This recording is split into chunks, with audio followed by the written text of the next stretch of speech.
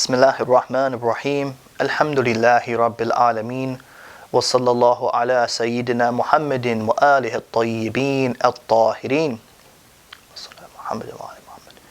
Alhamdulillah, we are back with another lesson in Ahkam or Islamic laws. We mentioned in the previous lesson about the 5 obligatory daily prayers, which are what? We said Fajr, Dhuhr, Asr, Maghrib, and Isha. We mentioned we must pray all of these in order. Now today we are going to talk about what these prayers encompass, the acts that are obligatory within them. And the first thing I'd like to mention is, as a prerequisite, is that these prayers are of 3 types.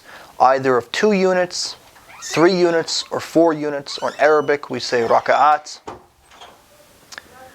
And the first thing that I want to mention is that we must make our intentions for each of these prayers. Firstly, one should make intention to pray Salatul Fajr, or Salatul Asr, or Isha, or however you'd like. Whichever one you are praying, you must make a specific intention for that prayer. So, when I start to pray Salatul Fajr, I would first say, or internally make the intention, I make the intention to pray Salatul Fajr. Then what should one do? For example, one should begin to recite their surah, which is what? Surah Al-Fatiha. And after that, recite a short surah, for example, Qul Huwallahu Ahad. Then after that, what should one do? One then goes down into ruku', bowing. And while one is bowing, it is obligatory for one to say their obligatory dhikr or recitations in this bowing. And one should say, Subhana Rabbil Azimi wa bihamdi. This is what is obligatory. Then they come back up from ruku' and they stand before going down into sujood, prostration. Then they go down into their prostration and they recite the obligatory dhikr, which is what? While you are in sujood.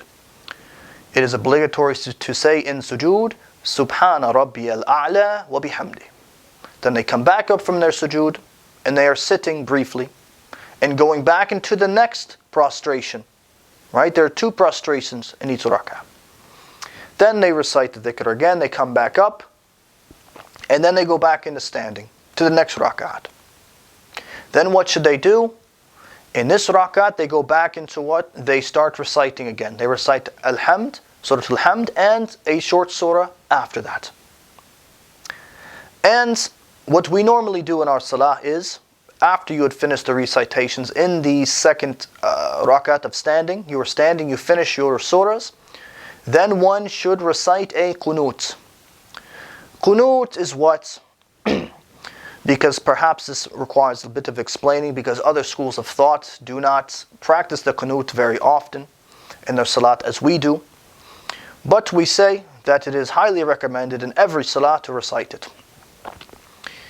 What you do is after you have recited your surahs, you say Allahu Akbar, you raise your hands to your face, and you recite any dua that you would like, whether it be dua al-faraj or alhamdulillah, even anything as simple as this, astaghfirullah.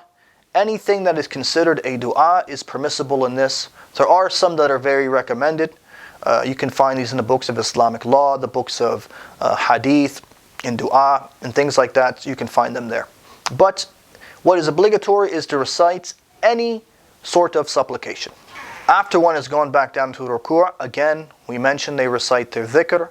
They come back up into their state of standing, the mandatory standing before going down into sujood. Then they go down into their prostration.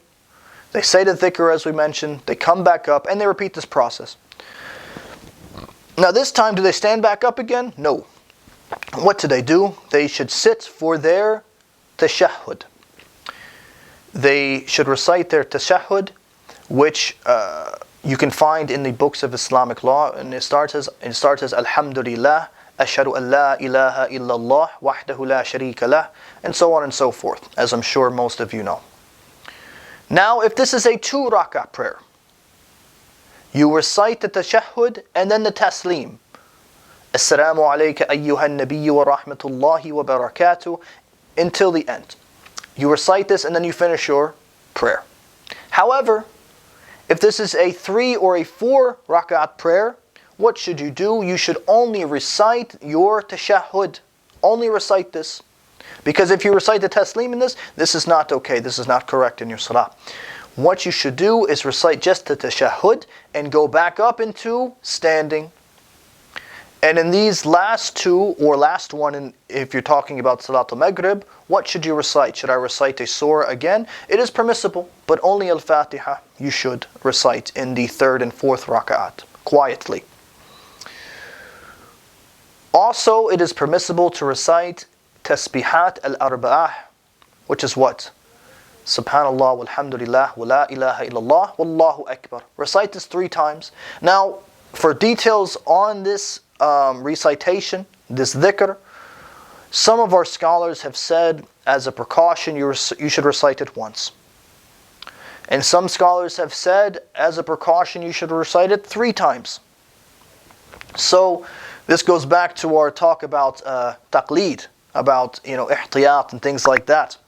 So you must refer to the scholars of Islamic law, whoever you may follow, whoever it is that you follow, for the specifics on some of these rulings. With that, we hope that it has become clear on how to carry out your salah. Walhamdulillahi Rabbil Alameen, wa sallallahu ala Sayyidina Muhammadin wa alihi at-tayyibin at-tahirin.